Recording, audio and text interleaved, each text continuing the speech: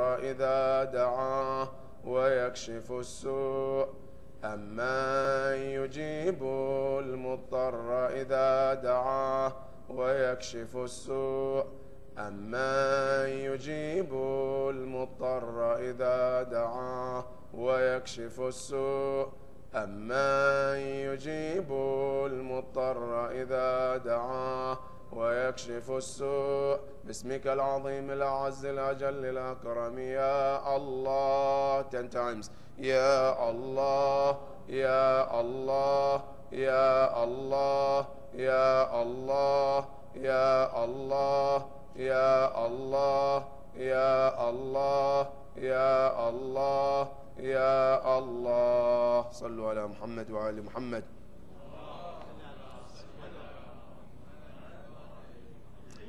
That's the first request. The second request is that since today is Friday, and as you know, Friday is one of the most important days in Islam. When you go to the tafsir, it is mentioned that before Salat al-Jumu'ah was prescribed in Islam, Muslims, after they moved from Mecca to Medina, so many days and months they have been wishing Allah to choose them a day which will be a gathering day for Muslims. They always said, Ya Allah, look at the Jewish. They have chosen Saturday to be their day. That they get together, they do their prayers, they do everything. And that's known as a special day for them. And then there is Christians also who happen to have Saturday or Sunday for their prayers. But we as a Muslim, we don't have that. Why wouldn't Allah choose a beautiful day for us? So we as a Muslim, we can come together and also pray and honor that day. Then Allah subhanahu wa ta'ala, the narration says 3 days after the Holy Prophet sallallahu alaihi wasallam arrived in Medina, Allah subhanahu wa ta'ala said to the Prophet, Ya Rasulullah, we have chosen Yawm al-Jum'ah to be your day. That is the importance of Yawm al-Jum'ah. And not only that, since Yawm al-Jum'ah is considered one day of our 12th Imam, Imam al-Hujjah, ajjalallahu ta'ala farajah al-sharif.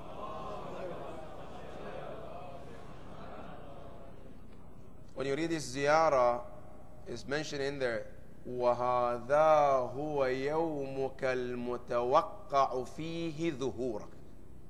Friday is the day that we are expecting your appearance.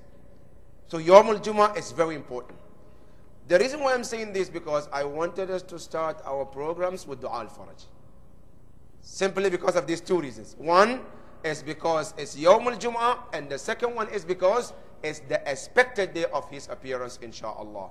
So we are asking Allah subhanahu wa ta'ala for his fastest appearance to come and solve all these problems that mankind is facing today, inshaAllah. So together, Dua al-Faraj. Bismillahir Rahmanir Rahim. Allahumma kun li waliyika al-Hujjat ibn al-Hasan صلواتك عليه وعلى آبائه في هذه الساعة وفي كل ساعة وليا وحافظا وقائدا وناصرا ودليلا وعينا حتى تسكنه أرضك طوعا وتمتعه فيها طويلا برحمتك يا أرحم الراحمين. صلوات على محمد.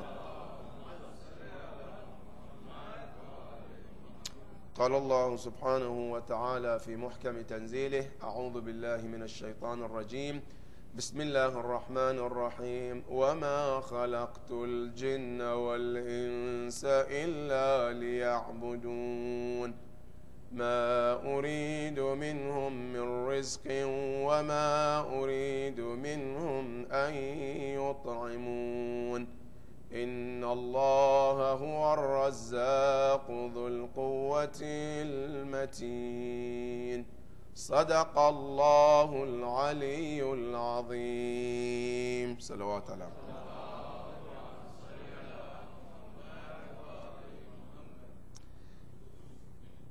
This ayah is one of the most important ayahs, or is one of the many important ayahs in the Quran. Every ayah in the Quran is very important. But some ayahs are more important than the others. As you know, we are all creatures of Allah. But some of us are important in the sight of Allah than the others. The prophets, they are all messengers of Allah. But some of them are better than the others. This ayah is known to be one of the most important ayahs of the Quran because it relates to us as a human, people, and our daily lives. But before I proceed to the ayah, there is one important question that comes in every human's mind. Sometimes maybe we have asked ourselves, or maybe sometimes it came to our mind, or somebody asked us this question. And this question is so important in Islam that when you go to the prophets and the imams, they mention these questions so much. This question is super important, not only to us, to every mankind, and so as to Allah subhanahu wa ta'ala. What is that question? That question is, why am I in this life? Why am I in this world? Am I here to come and eat and drink? Or no, I have a different agenda, that because of that agenda I am here. In other words, how do I identify myself in this world? This is one of the most important questions. In other words, this question is so important that Imam Amir al-Mu'mineen salawatullahi wa salamu alayhi, he even made dua, prayers to Allah subhanahu wa ta'ala. Say, Ya Allah, anybody who is able to come up with the answer of this question. And as a matter of fact, Imam Ali put it in 3 questions. The first one is, where was I before I came to this world? Question number 2, why am I here in this world? Question number 3, where am I heading after this life? These are the 3 questions. Imam Ali alayhi salam says, Rahimallahu mri'in alima. May Allah bless every soul which is able to come up with the answer as, where was I before this world? The answer of, why am I in this world? The answer of, where am I heading after this life? These are 3 questions. And these questions, brothers and sisters, even in the Quran, some of the Prophet also asking Allah about these 3 questions. In Surah Maryam, you read Prophet Isa alayhi salam, when he was born, you know what he said? He said, وَسَلَامٌ عَلَيَّ يَوْمَ وُلِدْتُ. Peace be upon me the day I was born. Which means, this life. He's arriving this life. وَسَلَامٌ عَلَيَّ يَوْمَ أَمُوتُ. And peace be upon me on the day that I will depart from this world. وَيَوْمَ أُبْعَثُ حَيًّا. And the day I will be resurrected as well. 3 questions that Imam or the Prophet Isa alayhi salam is answering them in the Quran. Now these questions are so important that we have to come with the answer that at least, why am I in this world? Because this question is so important, brothers and sisters, that if you go and you read some of the magazines, wallah, people take their lives because they fail to have these answers. A lot of people, everything they have, everything you can think of, better houses, better cars, better clothes, money in the account. but they fail to have the answer of why they live in this world. So at the end, what do? They take their own life because they have no answer for this question. That is how important this question is. That is why Islam emphasized the importance of this question. That is why we all owe Allah and ourselves to come up with the answers of these questions. That is why I wanted to discuss these, brothers and sisters. Because these three questions are so important. And before I go to these questions, let me tell you that because most of us, we think that our life starts as soon as we arrive in this world. As soon as we were born, that is the beginning of our lives. But the Quran said, no, that is not where you started. You started way before this part. You have been through different places, different worlds before you arrive in this world. Now, what are those worlds? There is one of our scholars who wrote a book called Al-Insan fi Marahil Sitta. Human in three different worlds. And it's amazing how he describes through the ahadith and the ayahs of the Quran how do we live in every part of these six worlds. But quickly, what are those six worlds? The first one is called Alam al-Dhar, the world of atom. That is where we started. How did this world started? The hadith said, when Allah created Adam alayhi salam, our father, the first human being Allah created, then the narration said Allah asked the angel to touch the back of Adam alayhi salam. Adam then turned. When he turned, then the angel showed him something. The angel was holding. And as Adam was looking, he can see zillions of human beings. And then he asked angel, who are those? Then angel responded to him, Ya Adam, these are your dhurriya and your children that will be born. Allahu Akbar. My children? Yes. Then Adam alayhi salam asked angel, why are they here? Why are you showing me all this? There's a lot of details. The narration said when he was shown, he saw some of these children, some of them are very bright that he cannot even look at them. Some of them are very dark. Some of them are in between. Allahu Akbar. Who are the dark? Who are the light? Who are the between? These are all some details. But the point is this. At the end, Allah said to Adam, Ya Adam, I want to take an oath from all of them. What is the oath? Allah asked them three questions. That every one of them, and the narration said, if anyone fail to confess these three things, they will never be created. They will never come to an existence. Number one, every human being have to confess there is no God but Allah subhanahu wa ta'ala. That is number one. Number two, you and I have to confess also that Prophet Muhammad is the last and the best messenger of Allah subhanahu wa ta'ala.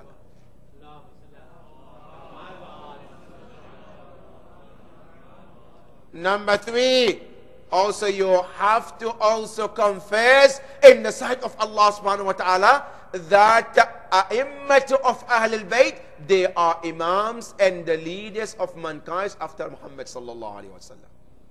These are the three. These are the three that you have to confess. After you confess, then Allah subhanahu wa ta'ala bring the person to an existence. That was the first world, we all were there. And now we don't remember any of that. So I say, when was that? I don't remember. Yes. But you know what the Quran said? In Surah Al-Nazi'at, Allah said, فَإِذَا نُفِخَ فِي السُّورِ يَوْمَ يَتَذَكَّرُ الْإِنسَانُ مَا سَعَى. Say, the day that they blow the horn, which is the day that we die, all of these things come to your mind. Everything, it comes in mind on that day. But now we don't remember. So the narration said, that is the first world that we were in. Now after this world, then we were transferred to another world, which is called Alam al-Aslab. Alam al-Aslab is the second world that we were transferred, which is the world of our father's back. In other words, our father's backbone. And you read that in Ziyarat Warith for Imam Hussein alayhi salam. أشهد أنك كنت نورا في الأصلاب الشامخة. Aslab, meaning I believe and bear witness that, Ya Hussein, you have been a light, a nur, even when you were in the back of your father, Imam Amirul Mu'mineen, salamullah.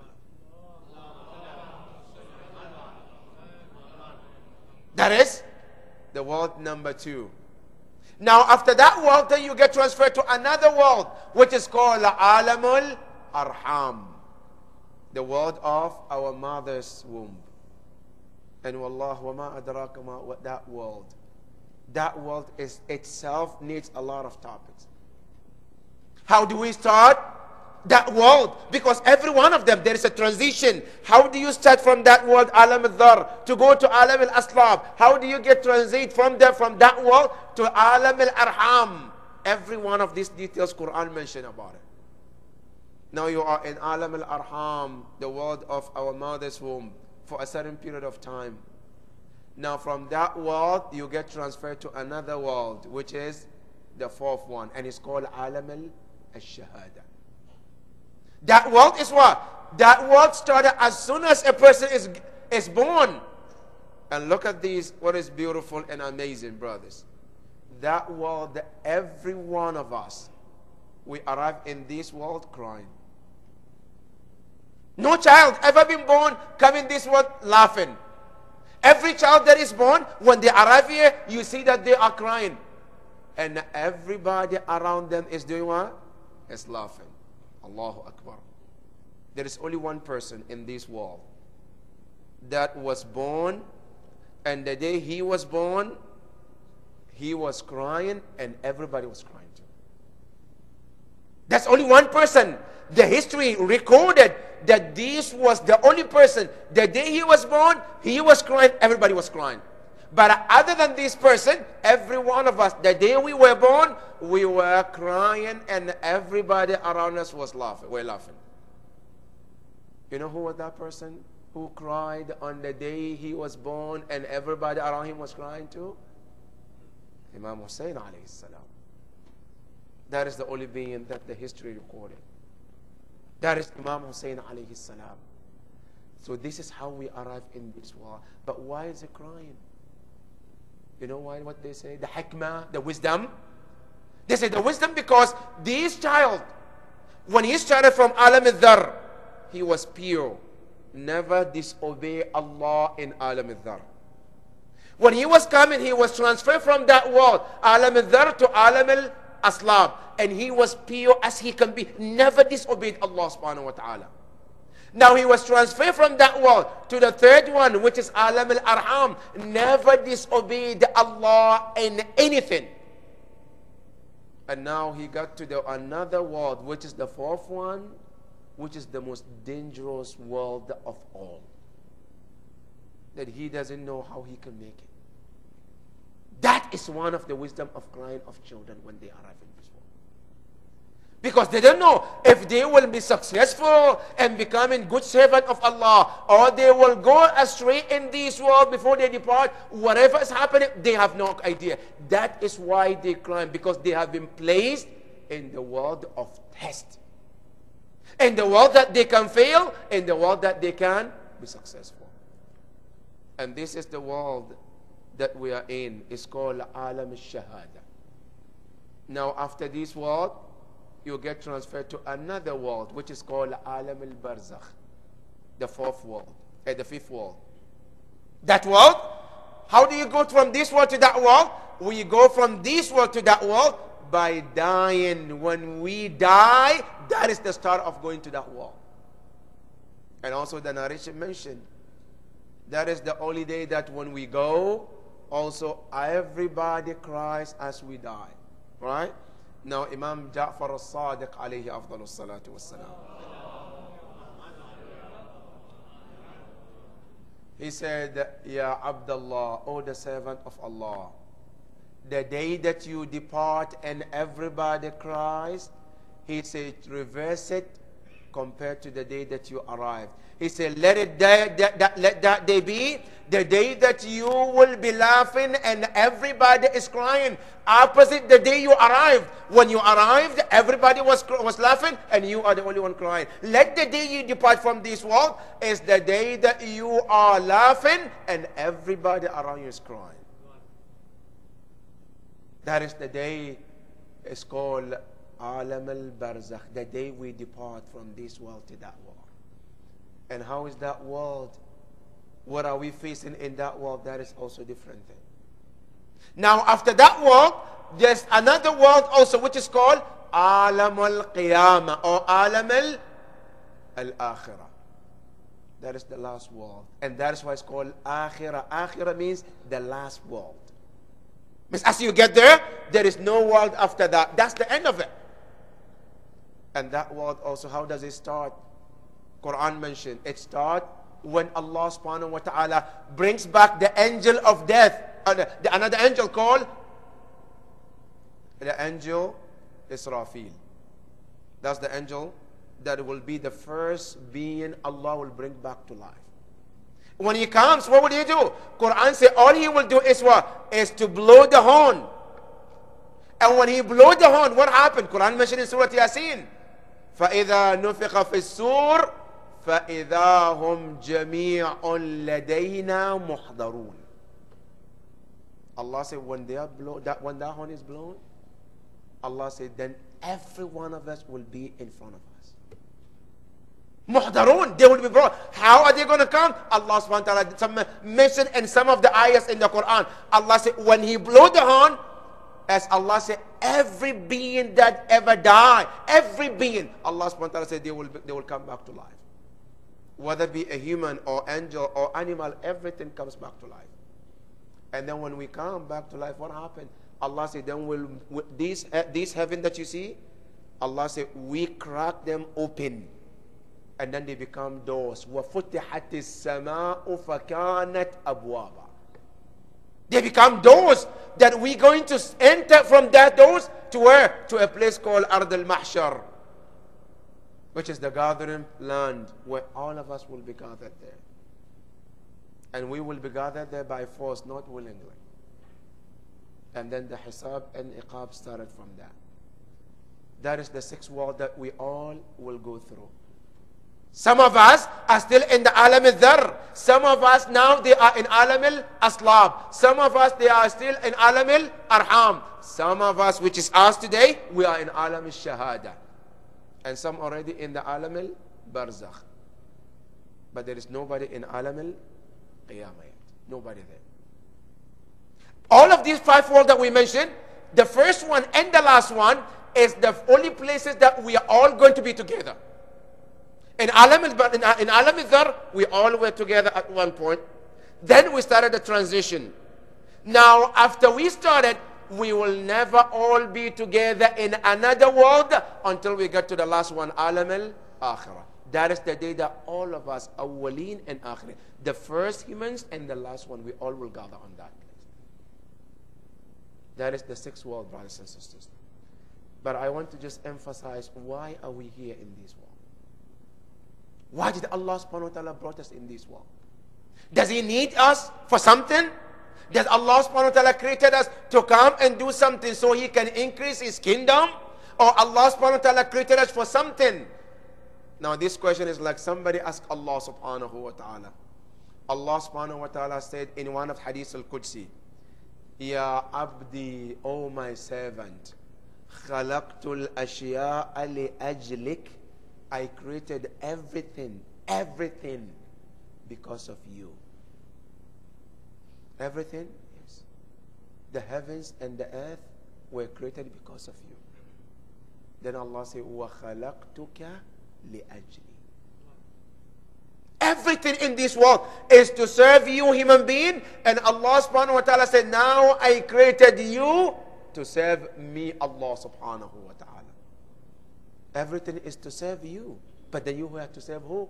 Allah subhanahu wa ta'ala. وَخَلَقْتُكَ لِأَجْلِي. And this is where the Quran came Allah subhanahu wa ta'ala said, وَمَا خَلَقْتُ الْجِنَّ وَالْإِنسَ إِلَّا لِيَعْبُدُونَ. Allah subhanahu wa ta'ala said, I did not create jinn or humans except to come and do one thing. And that thing is to come and worship Allah subhanahu wa ta'ala. Now when you look at yourself and you ask yourself, why am I in this world? The answer is, you are to serve Allah subhanahu wa ta'ala. Now the second question, what is my identity? Why am I here in this world? Because some people they ask, am I here? Am I a Muslim American? Or American Muslim? Which one comes first? Am I Iranian Muslim? Pakistani Muslim? Ghanaian Muslim? Which one? In Islam, you have one identity, not two. Only one.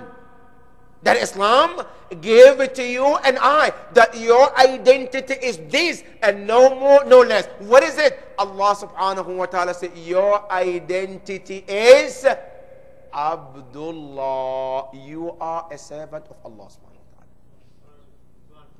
That is your identity. Now look in the Quran. When Allah subhanahu wa ta'ala talks about Prophet Isa alayhi salam. When Isa alayhi salam was born, you know, there were two groups of people around him. There are one group who were angry at Maryam alayhi salam. There are the second group who were making fun of her. Making fun of her because of what? See, sometimes when something bad happened to somebody, there's always two groups of people. One group who are happy that, yes, alhamdulillah, he's my enemy. Alhamdulillah, this happened to him. Then there are others also who are angry that this happened to them. Right? These are the one who love the person, who relate to them. There are always this group of people. Now, Maryam alayhi salam, these two group of people were there. One group were so happy about what happened, so they can make fun of her and her family. The other group who were so upset that this happened, they both were standing in front of Isa alayhi salam and his mother. Allah subhanahu wa ta'ala told Maryam alayhi salam, said, do not speak, don't say anything. All I ask you to do is just point at him. And we take it from there. Quran said that when Maryam alayhi salam, when she brought her son, Isa alayhi salam, فَجَاءَتْ تَحْمِلُ, she came and she was holding her son. And then they asked her, Ya Maryam, anna laki hadha. Maryam, where did you get this? ما كان أبوك امرأ سوء وما كانت أمك بغية.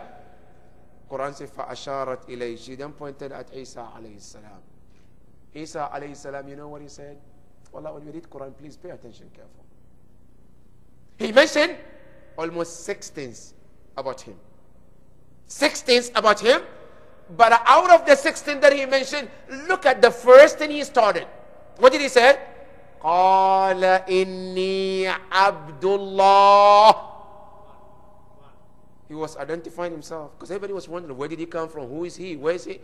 He said, قال إني عبد الله. Isa alayhi salam, out of the 6 things, the first word he opened his mouth to mention and to talk about was what? I am a servant of Allah subhanahu wa ta'ala. Number 2, آتاني الكتاب. I was given a book. Number 3, وَجَعَلَنِي نَبِيًّا, and made me to be a prophet. Number 4, وَجَعَلَنِي مُبَارَكًا, and Allah blessed me. أَيْنَمَا كُنْتِ وَأَوْصَانِي بِالصَّلَاةِ وَالزَّكَاةِ, and Allah subhanahu wa ta'ala advised me to take care of salat and zakat as well. مَا دُمْتُ حَيًّا. The last one, وَبَرًّا بِوَالِدَتِي, and be kind and nice to my mother. Why did he mention his father? Because he didn't have one. So don't say that, okay, Allah told Isa alayhi salam to respect his mother, so I don't have to worry about my dad. No, because he didn't have one. That's why Quran mentioned his mother. But when Allah talked about you and I in another ayah, Allah subhanahu wa ta'ala said, وَوَصَّيْنَا الْإِنسَانَ بِوَالِدَيْهِ. Allah said, we told mankind to be kind and nice to his 2 parents. So don't look at Isa alayhi salam and say, okay, my mom is the one Allah said because Isa says so. No, because he has only one. That's why Allah told him, وَبَرًّا بِوَالِدَتِي. But the point is this, that Isa alayhi salam, out of all this sin, he started to mention about Abdullah, to be a servant of Allah subhanahu wa ta'ala. That is our identity, brothers and sisters. Now, not only Isa alayhi salam, you know Allah subhanahu wa ta'ala, when He describes certain people in the Quran, you know how He described them? Allah subhanahu wa ta'ala described them being a servant of His. But let me clarify here, brothers. You know, we say the word abd. What's the meaning of abd in Arabic? The word Abdullah. We say abd or the servant or the slave. What does it mean? Literally in Arabic, what does it mean? You know what they say? They say the word al-abd in Arabic, هو التعلق بالمولى وصاحب من قرنه إلى قدميه. Allahu Akbar. They say the meaning of slave or abd means to be completely and absolutely slave to the master of yours. How? They say from your hair to your toe. In other words, meaning you are completely submitted to your master, where you don't have a saying except his saying, where you have no existence without him, meaning you are nothing when he talks or when he was something for you. That is what's called al-abd. Now Allah subhanahu wa ta'ala, when He talk about this, He described them into four. There are four categories, brothers. Number one, they said in the Quran, Allah subhanahu wa ta'ala said, there are some people, they are slaves of Allah by creation. And they're called Abdun bil Khilqa. And Allah mentioned them in the Quran. There are certain people, they are my creatures, they are my servant because I created them. And there's an ayah in the Quran. Allah subhanahu wa ta'ala says, إن كل من في السماوات والأرض إلا آتي الرحمن عبدا. Allah said, everything that we created, Allah said, they will come to me as slaves. This is called Abdun bil Khilqa. That's number one. Number two, then there is called, number two is called Al Abdu bil Riq. A slave because of ownership. Somebody who has been sold as a slave is a slave too. You call him Abd, but his slave is no, it's because he was sold and he was dominated by another person. That is number two. Number three, they say Abdun bil Ibadah. You become slave of Allah because of your service to Allah. Allahu Akbar. And those are very few in the Quran. That when you see the Quran describes them, Allah described that I have some people who are slaves, who are my servant. But those servants, not because I created them, no, because their obedience to Allah subhanahu wa ta'ala. Number one of them is the Holy Prophet sallallahu alaihi wasallam.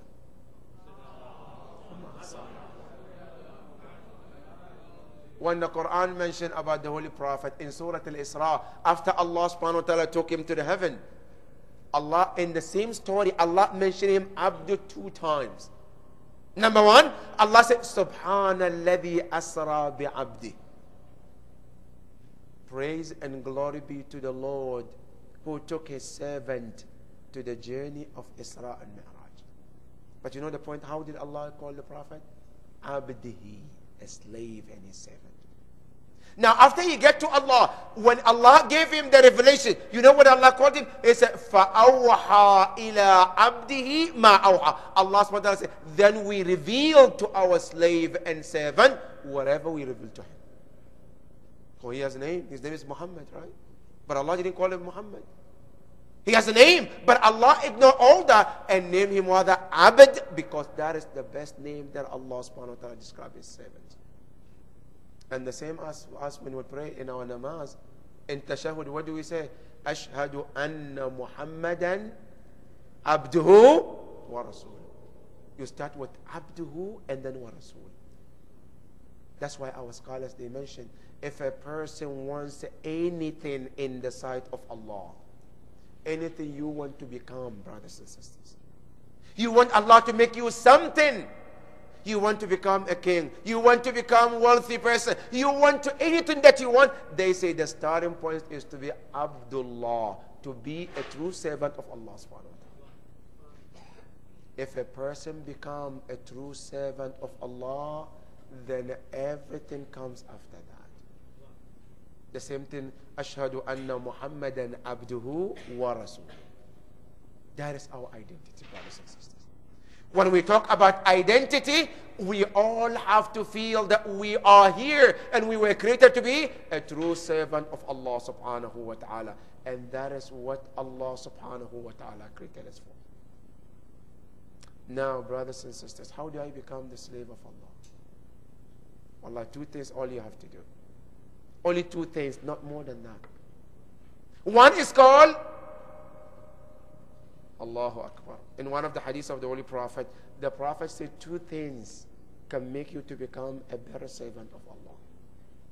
Number one is ta'a. Number two, tark al-ma'siyah. You are completely become obedience to Allah subhanahu wa ta'ala. And the second one, you stay away from everything that is forbidden in Islam. These two things. Not more than that. What Allah says is wajib, you do it. What Allah says is haram, you stay away from it. These two things is what makes you to become a true servant of Allah subhanahu wa ta'ala. And that is what Imam al-Rada alayhi afdalus salatu was salam.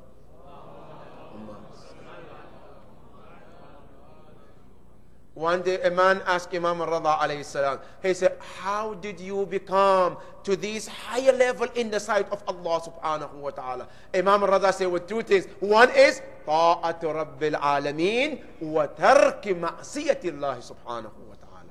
He said, I left the umbrella of sin and enter under the umbrella of obedience of Allah subhanahu wa ta'ala. If you leave the umbrella of sin and enter the umbrella of obedience, that is the highest thing that you can get in the sight of Allah subhanahu wa ta'ala. And that is what makes it to become a true servant of Allah subhanahu wa ta'ala. And brothers and sisters, wallah, if you become like this, you will see things that you cannot even imagine. Let me share with you, and I'll end with that, in the Quran. You know, Allah subhanahu wa ta'ala, in Surah Al-Kahf, He talks the story about Khidr and Prophet Musa alayhi salam. Musa alayhi salam was one of the prophets. Khidr was not. But how did Quran describe Khidr alayhi salam? Allah said, Abdan min ibadina. Khidr was one of the servants of Allah subhanahu wa ta'ala. Now this Khidr, he was not a prophet, he was not a messenger, he was never been sent to any place, right? But when you look at his history, and Khidr, you know his name is not Khidr, right? Khidr, you know why it's called Khidr? From the word the akhdar, green. Khidr, they say, he was called Khidr because any place that he put his foot and lifted, that place becomes alive and it turns green. And that is why he was called Khidr. This Khidr, the narration said, when he was born, his father was king. And sometimes some people think that I have to come from the poor family to become a mu'min. No, Khidr was one of the richest family. The narration says his father was expecting Khidr will become the next person, successor. But Allahu Akbar, Khidr grew up, all he was doing was to worship Allah. Khidr alayhi salam used to lock himself in a room for days. He doesn't go out, not for food, not for bathroom, nothing. All he does is to serve Allah subhanahu wa ta'ala. His father, one day, his father forced him and got him married. But before that, the father talked to Khidr. He said, Ya Khidr, I want to get you married. Khidr said, I don't need a wife.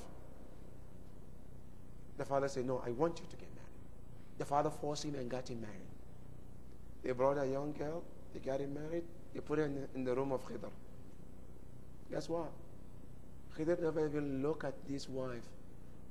Every time he's busy doing his ibadah. After a few days, the father came and he asked the wife, what happened? Did he talk to you? No. Did you eat? Did he eat? No. Did he do something? Nothing. Then Khidr's father said, maybe because she's young, let me get somebody who has been married and got divorced. Maybe she can convince him. They got him another wife who is more experienced. Maybe she can convince Khidr. They brought her and put her in the room of Khidr. Khidr would not even look at her. Many days Khidr was doing his ibadah. After days, the father came and asked the wife, did Khidr eat your food? Did he talk to you? Nothing. Then the father became so angry. He took Khidr and imprisoned him and locked him and took the key with him. He locked the Khidr there for 3 days. After third day, he went to open the door to see how Khidr is doing. Guess what? Khidr is gone for good. How did he leave the room? I have the key. Who opened the door? Nobody opened the door, but Khidr was gone. Then the father put a price that anybody who is able to find Khidr, he has this amount of money. People started searching Khidr. Nobody could find Khidr. Now at the end, two hunters, as they were hunting, they end up at some place. They were so thirsty. They wanted water. They find a water. As they go to drink the water, they saw somebody laying there next to the river. But they look at it. Who is it? Oh, that's Khidr laying there. Allahu Akbar. What are you doing here? Khidr said, I'm here serving Allah subhanahu wa ta'ala. Then they asked Khidr, do you need something? They have some meat with them. Do you need? Khidr said, no, alhamdulillah, I don't need anything. As they drank the water and they wanted to leave, Khidr told them, listen, I need a favor from you and I'll do you a favor. What is the favor? Khidr said, when you go back, my favor that I want from you, do not tell anybody that you saw me. Just keep it between you and I. Is that a deal? He was his deal.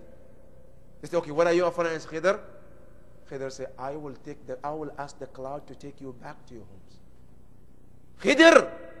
In the Quran, who did Allah ever mention in the Quran that he has the power to control the clouds? Only Prophet Sulaiman alayhi salam, right? But Khidr alayhi salam, in the narration, he controlled even the clouds. The narration said Khidr called the cloud came as a mat, they jump on it, and the cloud took them to their homes. As soon as they arrived homes, the first one said, I will keep the promise as we talk to Khidr, I'm not going to talk about it. The other one said, no, guess what? You have to be dumb enough not to talk about it. Why? I said, I know there is a big prize, and then you're not talking about it. I said, as soon as I get home, I'm going to go tell his father and make sure that I get that prize. The other young man said, no, I'm not going to talk about it. Don't mention anything about me that I know of anything, because I'm not going to confess that I know anything. So do whatever you want to do, but don't include me in it. Surely this man, he straight went to Khidr's father and told Khidr's father, guess what? Your son that you're looking for, I know where he is. I can take you there right now. Then the father told him, look, are you sure you saw my son Khidr? He said, sure. I know him. I know where he is. I know where you can find him right now. And the Khidr's father said, if I take you there and we couldn't see Khidr, you know what would that cost you? He said, no. He said, your life. If we go there and Khidr is not there, we couldn't find him, means you're dead. Are you willing to put this on? I said, sure, I will. Because I'm sure I saw him, and I'm sure that we'll find Khidr. They put up a time, and the people, and the soldiers, and the army. They took all the army to go and find Khidr. Guess what? They get to the same place they found Khidr. They get to the same location, and Khidr was not there. They looked around every corner. They couldn't find Khidr. At the end of the day, the man lost his life. And you know one of the lessons we can learn? If you don't take care of this tongue, it can cost you your own life. Now what happened? Now this Khidr, this is a summary about the life of Khidr. Khidr alayhi salam, he was just a servant of Allah. Now look at what the Quran said, the power he had. Number one, Khidr, because he was true servant of Allah. Number one, he was the teacher of the prophets. That is, if you become a true servant of Allah, what are the benefits that you can get? Number one, you can become a teacher of the Prophet. One. Number two, you can see things others cannot see. You know what? You know what Imam Zayn al-Abidin said? He said, when Allah created every human being, you have 4 eyes. Some of us, as soon as we become baligh, we turn those eyes off for good. Some of us, no, they keep the eyes working. And you know what are the 2 eyes? Imam Zayn al-Abidin says, Allah gave you 4 eyes. He said 2 eyes is for you to see these material things. The other 2 eyes, he said, to see beyond these material worlds. Allahu Akbar. 4 eyes. One is to see these things. But the other one is what? To see beyond that. That most of us, do we see that? No, we don't. We can't. Now, Khidr alayhi salam, the narration said in the Quran, as they were traveling, what Musa alayhi salam could not see, Khidr could see that. When he broke that boat that they were riding, what happened? Khidr alayhi salam saw that ahead on the way, there was a king who was taking every boat that happened to be a nice looking boat. But Musa alayhi salam couldn't even see that.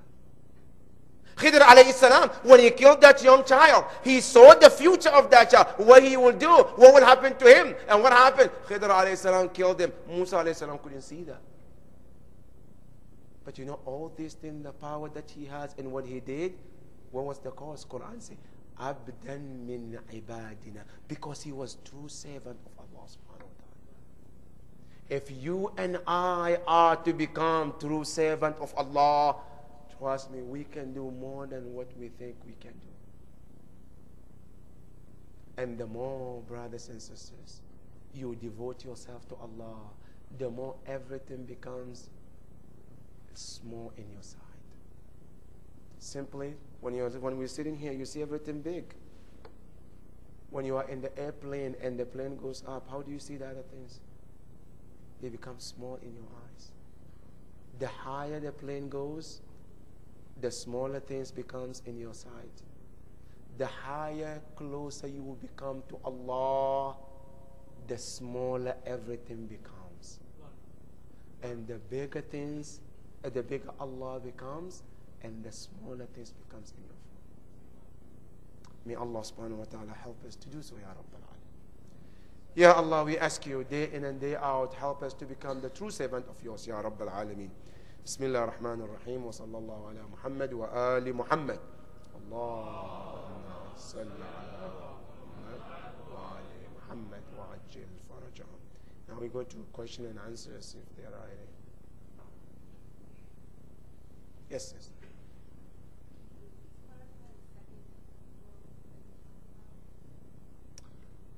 The second world is called Alam al-Aslab. Alam al-Aslab is the world that the Quran mentioned, that from the first world we get transferred to our father's backbone. And we will be there because, you know, human being is created from two things. And the Quran mentioned, I believe in Surah Al-Tariq, Allah subhanahu wa ta'ala says, فَلْيَنْظُرُ الْإِنسَانَ مِمَّا خُلِقَ. Let every soul look at how he or she was created.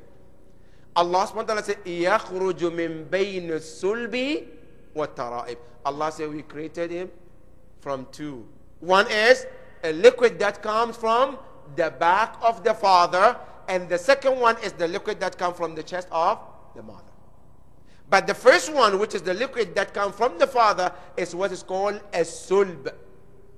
And even the Prophet, Allah subhanahu wa ta'ala says, وَسَبِّحْ بِحَمْدِ رَبِّكَ الَّذِي يَرَاكَ حِينَ تَقُومُ وَتَقَلُّبَكَ فِي السَّاجِدِينَ. He said, Ya Rasulullah, remember to glorify Allah who sees you when you were glorifying Him in the back of your fathers.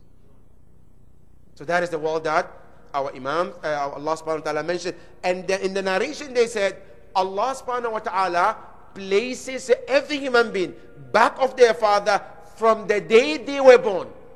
If the father is born today, as soon as the father is born, then all the children that will come in his line, they also get born with the father at the same time. But they will stay in the spine of the father for many years until the time that Allah subhanahu wa ta'ala wants them to be transferred from the father to the mother's womb.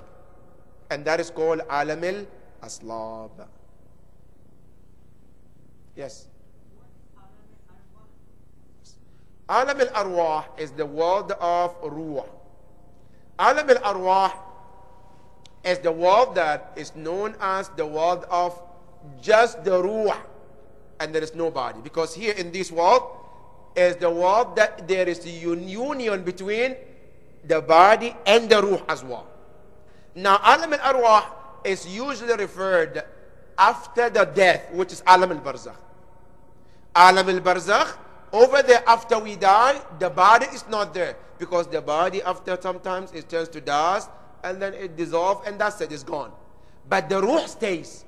So the ruh is called Alam al-arwah. So Alam al-barzakh is what's called Alam al-arwah. The world that only the ruh is what is in there in that world. The body dissolves and goes through different things. For example, if somebody got burned into fire, for example, the body is not there, but the ruh is still there.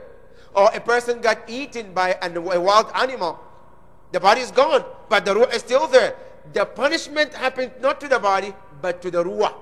If a person is mu'min, and let's say, for example, he got eaten by an animal, now how would he get his blessing from Allah? The body is gone, but the ruh still receives the blessing of Allah subhanahu wa ta'ala. And that is why it's called Alam al-arwah. So it's Alam al-barzakh, it's what called Alam al-arwah. Yes, it was just the ruh at the Alam too, yes. Yes. Yes, please. Does parents choose the children or children choose parents? Good question. As the question is that, does the parent choose the children or the children choose the parent? Here, this is one of the things that not the parent choose, not the children choose, or not the parent choose. Here is Allah subhanahu wa ta'ala who chooses. This is one of the places that we don't have choice. It's Allah who make that choices. And in one of the surah Allah mentioned, He said, يَهَبُ لِمَنْ يَشَاءُ ذُكُورًا. He said, I give to some that I wish. I give them just the boys. وَيَهَبُ لِمَنْ يَشَاءُ إِنَاثًا. Some people, I give them just the girls. أَوْ يُزَوِّجَهُمْ ذُكْرَانًا وَإِنَاثًا. To some, He said, I mix boys and girls for them. And some, وَيَجْعَلُ مَنْ يَشَاءُ أَقِيمًا. He said, some, I just decline from any. They don't have anything. So this is what? It's a gift from Allah. And the word Allah uses say, yahabu. In Arabic, the word al-wahab means to give something without any expectation back. I mean, Allah gives you this free of charge and He does not expect anything. So this is something that Allah is the one who makes that choices and not us. And that is why here we need to take care of it. Because there are two things. There are certain people in our life, Allah made that decision. And certain people in our life, we make that decision. For example, who will be my wife? I make that decision, right? Who will be, for example, my friend? It's my choice. But who will be my mother or my father? Did I make that choice? No, Allah made that choice. And that who will be my sister? I didn't make that choice. That is why Silat al-Raham is so important. Because these are people Allah chose to unite them with you. It's not yours. So any choice that Allah made, trust me, is for your own interest. That is why we have to honor our family that Allah chooses for us. But sometimes, unfortunately, we forget about this Silat al-Raham and we honor friends that we chose above what Allah subhanahu wa ta'ala chose for us. Yes, sister. Walaikum assalam.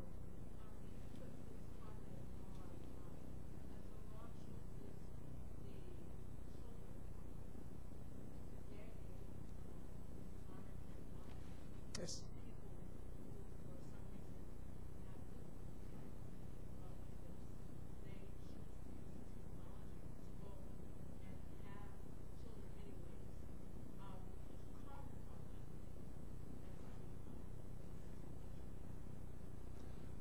In terms of going through certain process to get a child, first in our scholars, they mentioned there are certain process that is halal.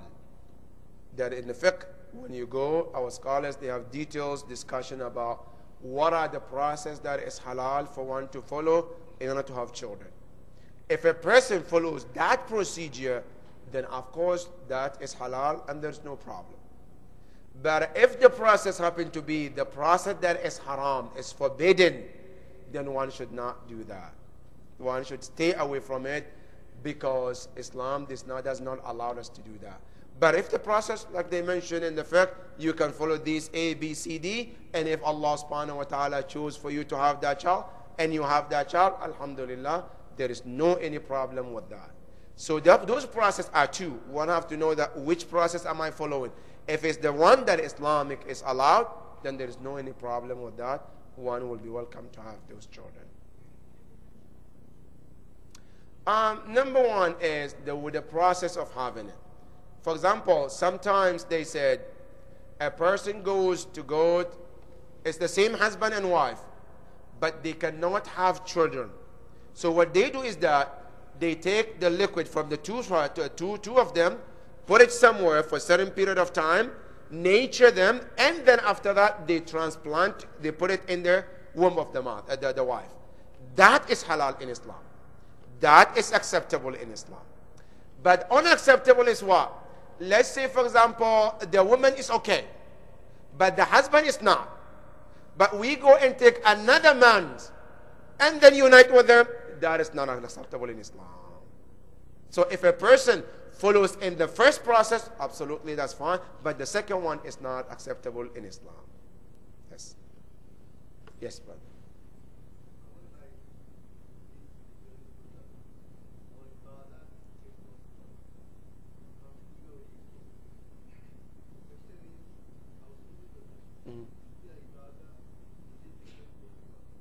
The ibadat, does it take them closer to Allah?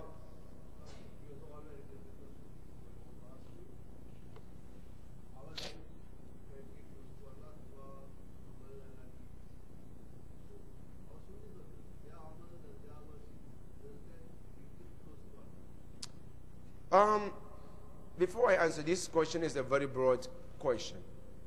There are different kinds of Sunnis. Group number one are the Sunnis who are born and raised Sunni, and they never heard of anything that has to do with Ahlul Bayt alayhim salam. That, of course, their ibadah will get them close to Allah subhanahu wa ta'ala. That is one group. Group number two, they also know they were born Sunnis, they heard about Ahlul Bayt alayhim salam, but they chose to continue their path, but they don't have any type of hatred towards Ahlul Bayt alayhim salam. That is group number two. Group number three, no, they were not, I'm sorry. The group number two, as long as they don't show any hatred towards Ahlul Bayt, yes, they're okay. But the third group are the ones that, no, they were born and raised as a Sunni. As they grow, they have a hatred towards Ahlul Bayt alayhim salam.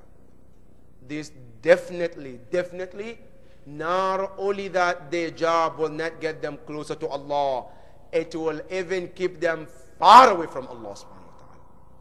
Let me give you an example. If I want to go to Virginia, right, and I take 495 north, can I get to Virginia? No, I'm on the way, 495. MashaAllah, I'm doing 120 miles per hour. Going to Virginia, but I'm going towards what? I'm going towards north. Can I get to Virginia? Of course not. Why? Because the road is wrong road I'm taking. If a person going towards Allah subhanahu wa ta'ala and they chose the wrong way, they will never ever get to that place. Not only they're not going to get there, the further they go, the more faster they go, the distance they come from that place that they're aiming to go to. The same thing with Allah subhanahu wa ta'ala. If a person hates Ahlul Bayt alayhim salam, then definitely, and this is not my words, these are also from the Sunni scholars. For example, in Tafsir Zamakhshari, who was one of the great Sunni of scholars, in his tafsir, he mentioned that anyone who happened to carry the hate of Ahlul Bayt, he said, Yawm al-Qiyamah, he will come and he's written on his forehead, Kafir. The person will come, Kafir. Another hadith he said, anybody who comes Yawm al-Qiyamah hating Ahlul Bayt, he said, he or she will never even smell the heaven, much less to even go to heaven. That's a Sunni hadith. It's not even Shias. So this is something that is like agreed among all the scholars of Ahlul Bayt alayhim salam and non-Ahlul Bayt as well. Yes, brother.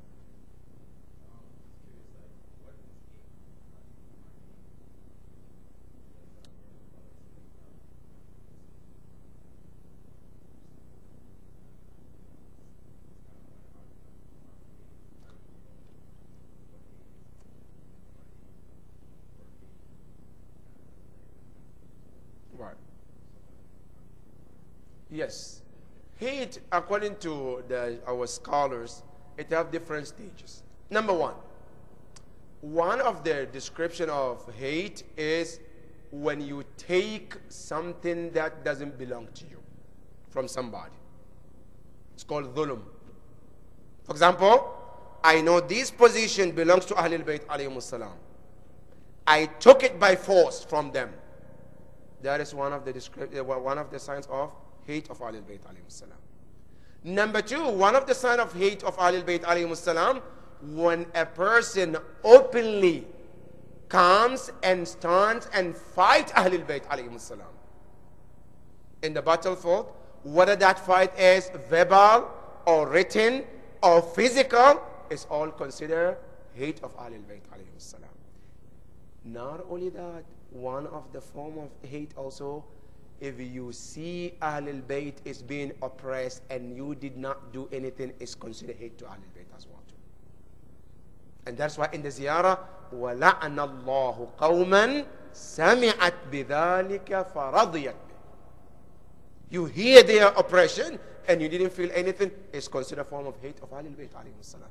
You have to do something when you hear anything that has to do with Ahlul Bayt. So these are all considered stages of hate in the Shia school of thought.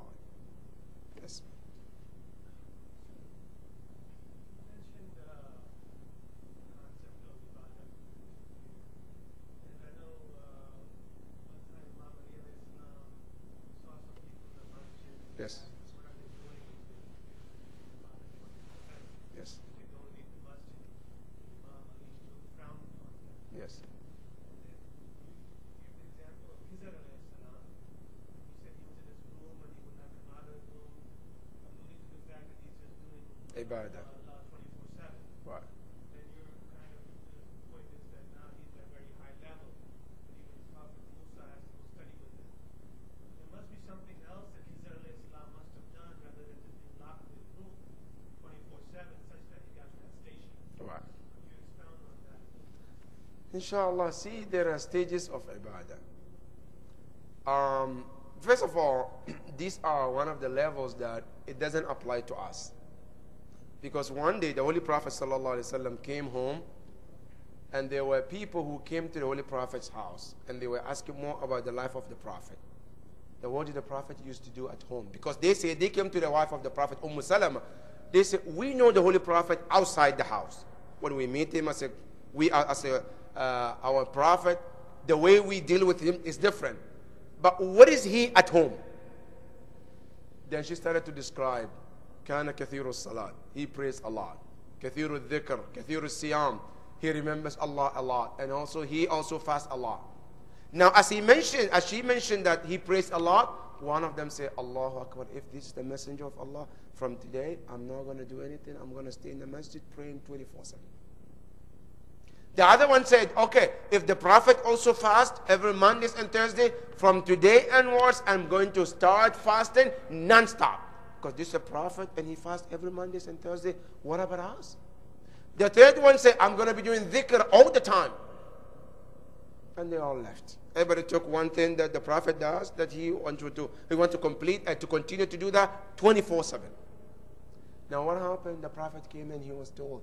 The Prophet immediately went to the masjid. And then he called all the companions to the masjid. And he told them, I heard some people came to my house and they asked about my home life. And they were told, and this is what they left with. And then I want to let you know that I'm Rasulullah.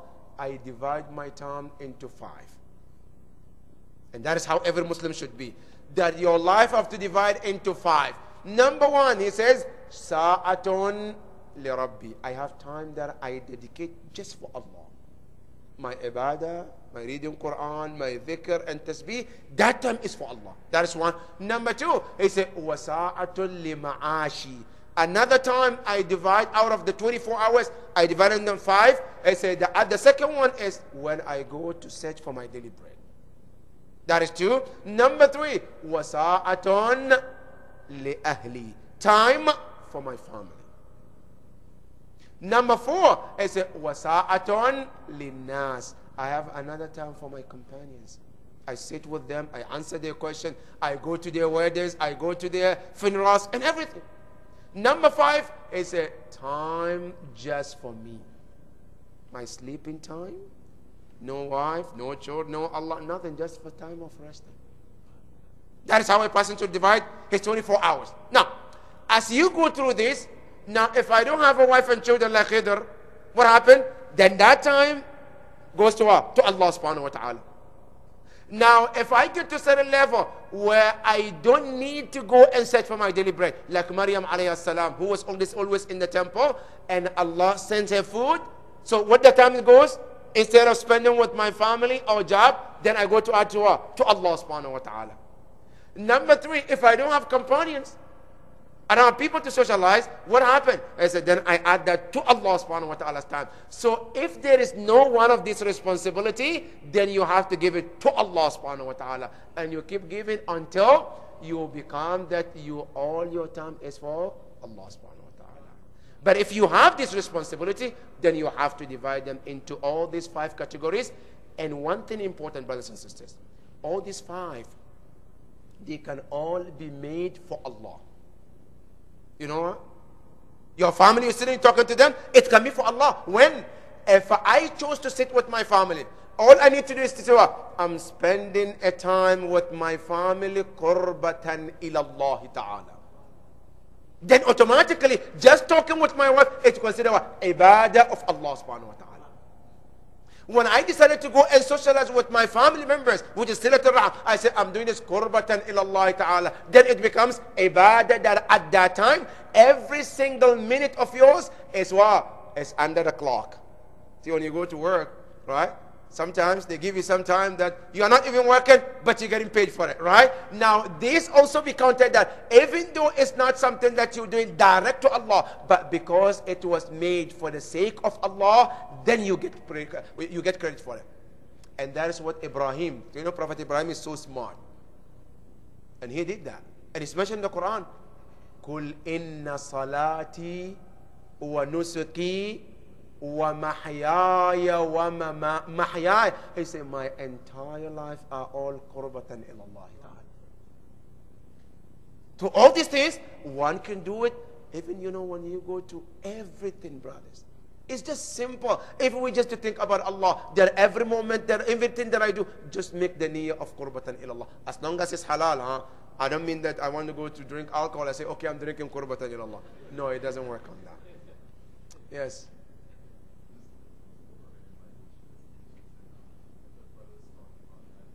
Yes.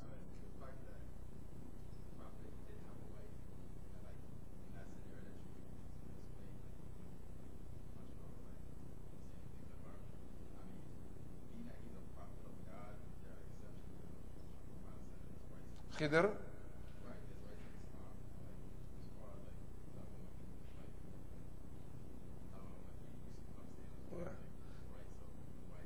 Yes. In Islam, that is not considered his wife. In Islam, if a father gets his son or daughter married, it's valid if the son approves it. If he or she doesn't approve it, then it's not her wife, his wife or her husband.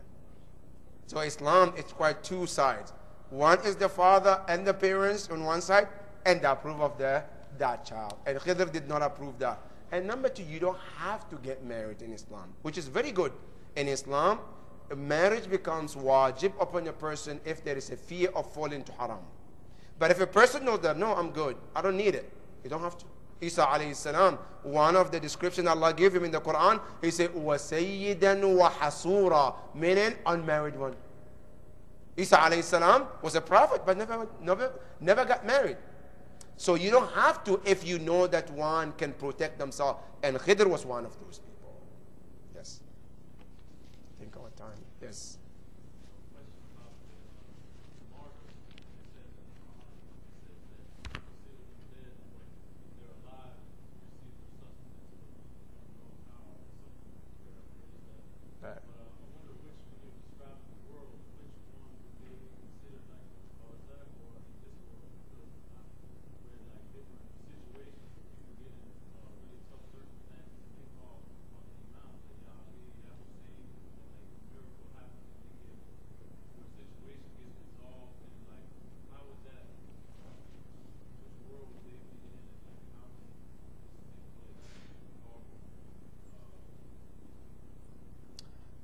when every person, every human being, when they die, they all have to go to barzakh.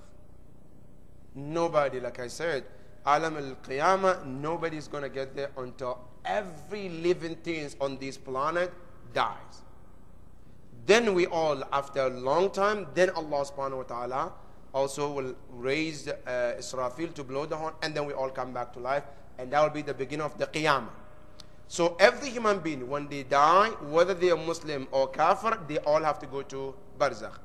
Now in that barzakh, there are two groups. One is called Wadi Salam, where the ruh of mu'mineen goes, and shuhada, they're there. Now in that world, they have every kind of blessings of Allah subhanahu wa ta'ala that they're receiving in that world. And that's what the ayah is talking about. That mu'mineen, Allah subhanahu wa ta'ala says in Surah Al-Baqarah, وَلَا تَحْسَبَنَّ الَّذِينَ قُتِلُوا فِي سَبِيلِ اللَّهِ أَمْوَاتًا بَلْ أَحْيَاءٌ عِنْدَ رَبِّهِمْ يُرْزَقُونَ فرحين بما آتاهم الله من فضله ويستبشرون بالذين لم يلحقوا بهم ألا خوف عليهم ولا هم يحزنون. So this ayah talking about those shuhada who got killed in the sake of Allah subhanahu wa ta'ala, that they will be receiving their sustenance and their blessing in alam al-barzakh. So all those blessings is happen in alam al-barzakh. And also the kuffar also, they say when they die, they go to another place, it's called Wadiul Yamani. That is where the ruh goes, and they also get punished in that world as well. But the punishment and the blessing only is received by the ruh at that point. And that, whatever they receive in that world, good or bad, is like an appetizer that we go, when you go to the restaurant, right? You wait the waitress, what do? They bring you appetizer to warm you up first, right? And then the real food come later, right? Now in alam al-barzakh, al-mu'min and kafir, all they receive is what? Appetizers, right? And they both are waiting for the real meal on the day of judgment. Yawm al-qiyamah is when they receive the real meal. The kuffar, when they receive those appetizers of punishment, then they're asking Allah, delay the Yawm al-qiyamah. A mu'min, in the other hand, as he received those blessings, and he say, Ya Allah, hasten the appear the Yawm al-qiyamah, so we can receive the biggest reward. But then Allah subhanahu wa ta'ala is the only one who knows when that will happen. So that is what it is. Inshallah, I think we will end this. And we pray to Allah subhanahu wa ta'ala to bless all mu'mineen and mu'minat, inshallah. Bismillah ar-Rahman ar-Rahim. Allahumma salli ala Muhammad wa ali Muhammad.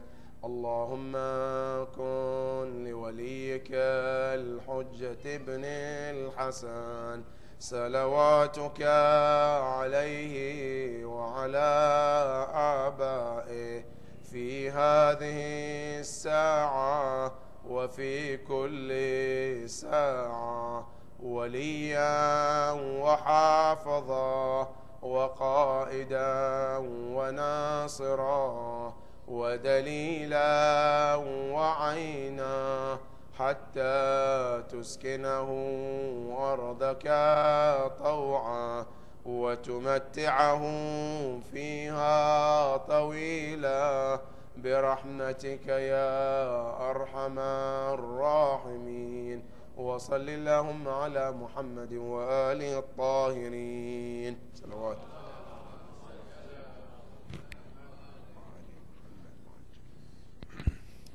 Thank you, Sheikh Jalil, for that wonderful session. Inshallah, we look forward to having him with us every Friday night, inshallah, throughout the coming year. At this time, we'd like to conclude our program, and just a quick reminder, tomorrow morning, Sheikh Jalil will be here for Fajr Salat. So please, I'd like to invite all of you for Fajr Salat, inshallah. And we have some refreshments outside. Please help yourself. Salawat par Muhammad wa ali Muhammad.